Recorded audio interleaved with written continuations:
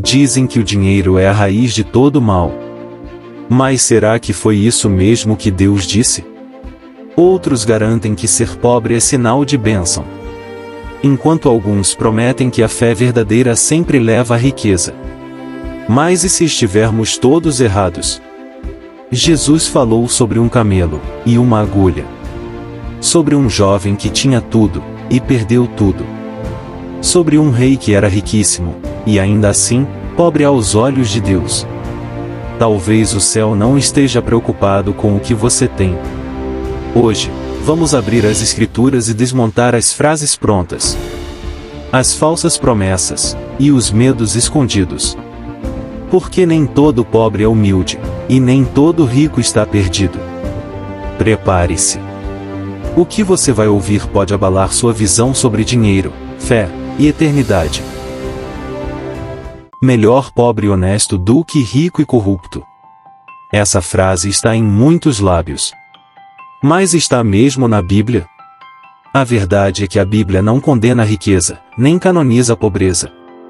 Ela condena o coração corrompido, seja ele cheio de moedas ou vazio de princípios. Sim, Provérbios 28:6 diz que melhor é o pobre que anda na sua integridade, do que o de caminhos perversos, ainda que seja rico. Mas o foco aqui não está na pobreza, e sim na integridade. O problema não é ter muito. É viver como se o muito fosse tudo. Ao longo dos séculos, formou-se uma ideia romântica de que os pobres são automaticamente mais espirituais, puros, mais próximos de Deus. Mas será que é assim mesmo? A pobreza, quando enfrentada com fé, pode sim ser digna e santificadora. Mas ela também pode ser terreno fértil para inveja, murmuração e até corrupção. E o rico? Ele também pode ser generoso, justo, usado por Deus como instrumento de provisão. Mas também pode cair no abismo do orgulho, da frieza e da idolatria silenciosa. Não é sobre o que você tem. É sobre o que o seu coração faz com aquilo que possui. Agora, em um outro extremo, nasceu um novo evangelho. Um evangelho dourado, brilhante e sedutor, onde Deus virou uma espécie de gênio da lâmpada. Você já deve ter ouvido. Se você tem fé, vai ter carro novo. Se não ficou rico ainda, é porque não declarou direito. Deus te quer próspero, e se você está sofrendo, tem algo errado com a sua fé. Mas será que Jesus, que não tinha onde reclinar a cabeça, endossaria esse tipo de fé? Será que os apóstolos, perseguidos e mortos, estavam em pecado, por não viverem no luxo? O evangelho da prosperidade acerta quando mostra que Deus pode abençoar. Mas erra, e erra feio, quando coloca a bênção acima do abençoador. A Bíblia não promete riquezas para quem tem fé. Ela promete algo infinitamente maior, a presença de Deus, seja no monte, ou no deserto. Em um mundo que idolatra o ter, Jesus nos convida a sermos, mesmo que nada mais reste. Então Deus é contra a riqueza? Muita gente pensa que sim, mas quando olhamos para as páginas da Bíblia, a resposta não é tão simples. Abraão, o pai da fé, era um homem riquíssimo em gado, prata e ouro. Jó, antes e depois da provação, possuía bens incalculáveis. Davi, o homem segundo o coração de Deus, governou com fartura. Salomão, nem se fala. Talvez o homem mais rico que já existiu. Então, o que isso significa? Que riqueza é sinal de bênção automática? Não. Mas também não é, necessariamente, maldição. Deus não é contra a riqueza. Deus é contra a arrogância, injustiça e idolatria. Provérbios 10:22 afirma: a bênção do Senhor é que enriquece, e Ele não acrescenta dores. Mas a mesma palavra alerta: os que querem ficar ricos caem em tentação e em laço. 1 Timóteo 6:9. A riqueza, quando buscada como propósito de vida, se torna um ídolo. Mas quando ela é consequência da fidelidade, da sabedoria e da generosidade, pode ser usada como ferramenta do reino. Você percebe a diferença? O problema não está no quanto você tem, mas em como você se relaciona com o que tem. Jesus não chamou o rico para o inferno, chamou o rico a olhar para além do ouro. Chamou o rico a repartir, a seguir e confiar. E quando esse chamado foi rejeitado, como no caso do jovem rico, Jesus expôs o verdadeiro problema. O coração estava cheio de bens, mas vazio de Deus. E é aqui que entramos no mistério da frase mais enigmática de Jesus sobre dinheiro. O que realmente ele quis dizer sobre o camelo e o buraco da agulha? Tinha um jovem, rico e religioso. Um homem aparentemente exemplar. Se aproximou de Jesus com reverência, com dúvidas sinceras.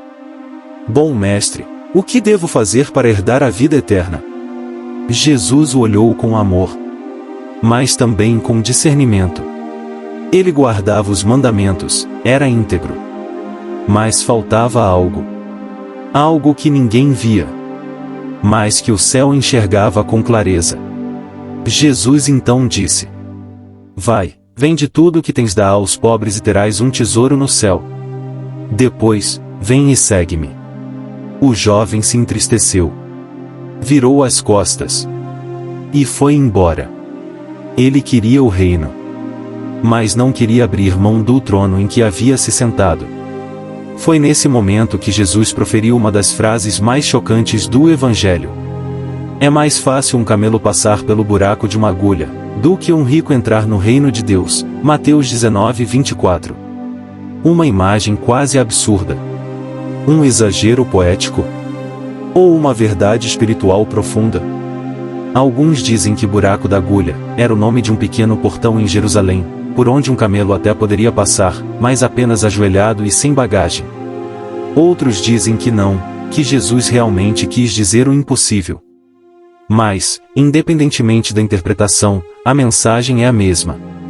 Enquanto o coração estiver cheio de riquezas, o reino de Deus não encontra espaço para entrar. O camelo não pode passar, até que se curve, até que se esvazie. E o rico?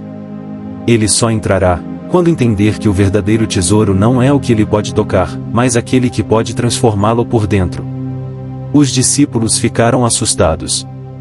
Então quem poderá ser salvo? E Jesus respondeu: Para os homens é impossível, mas para Deus, tudo é possível. Esse é o ponto. O reino não se compra, não se herda por status. Ele é um presente, que só pode ser recebido por corações que se rendem. Mesmo que estejam vestidos de linho fino, ou cobertos com trapos. Jesus nasceu em uma manjedoura. Foi criado como carpinteiro.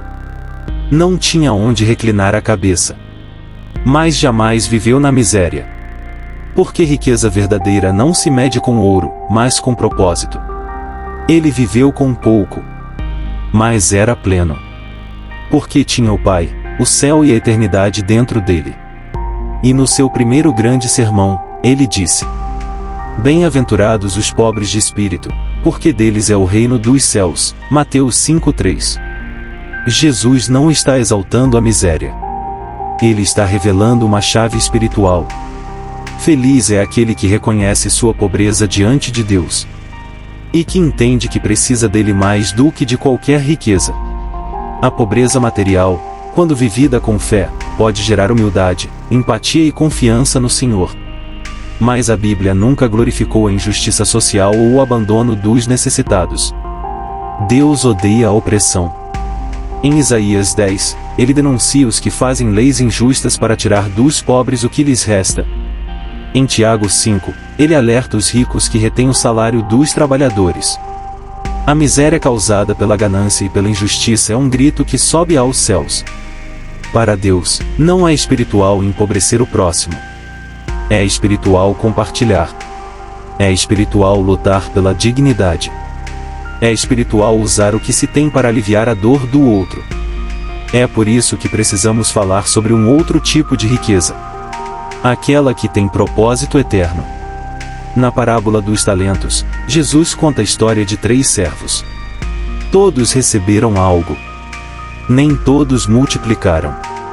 O que escondeu o talento, por medo ou comodismo, foi repreendido.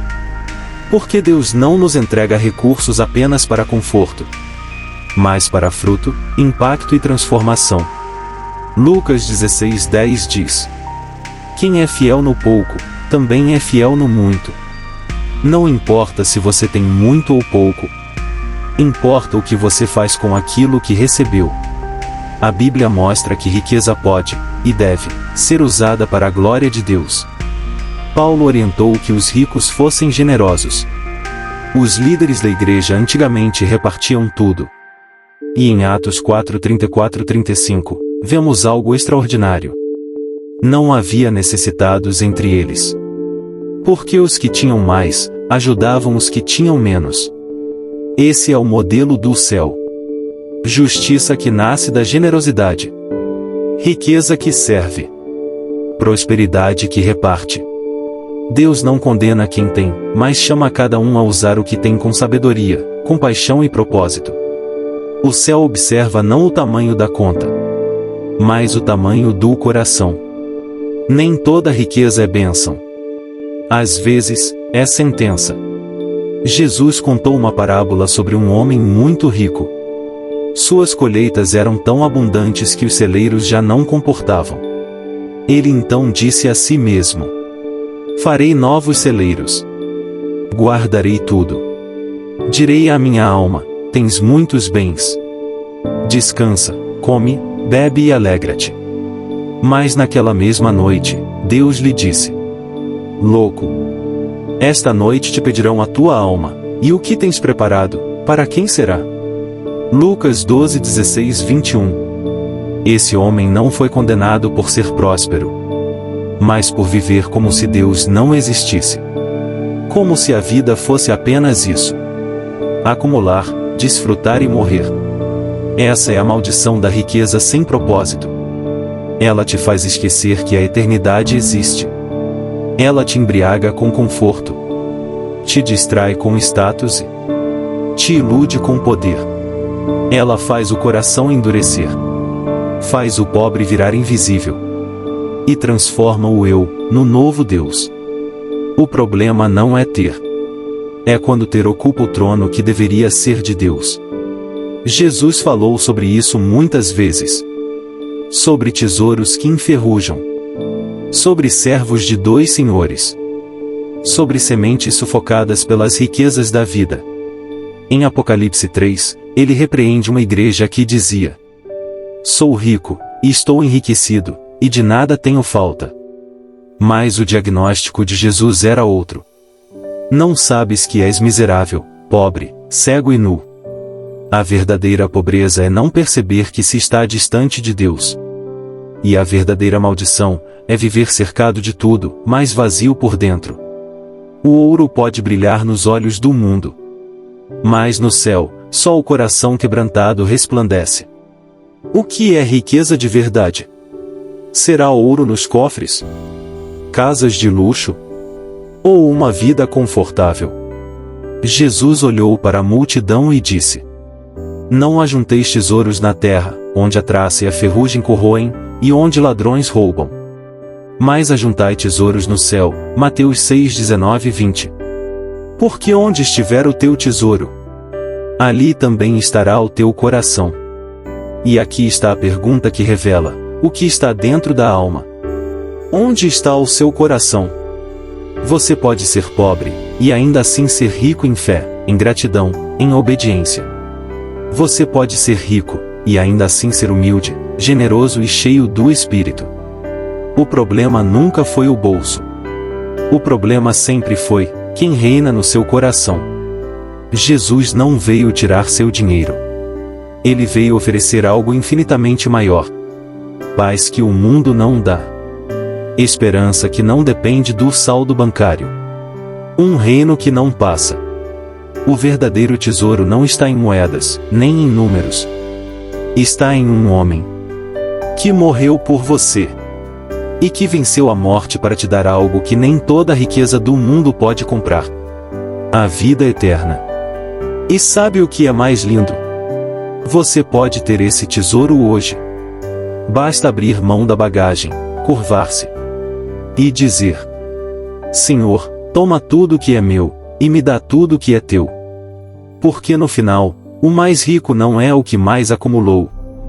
É o que descobriu que Jesus é o maior tesouro que alguém pode ter. Nunca foi sobre riqueza ou pobreza, mas sim quem é prioridade para você. Se for Jesus Cristo, então não importa se você tem dinheiro ou não, só lembre que sempre precisamos de Deus. Agora diga você, onde está o seu tesouro? Comente aqui. Compartilhe, e que essa mensagem alcance quem mais precisa lembrar que o céu vale mais que o ouro.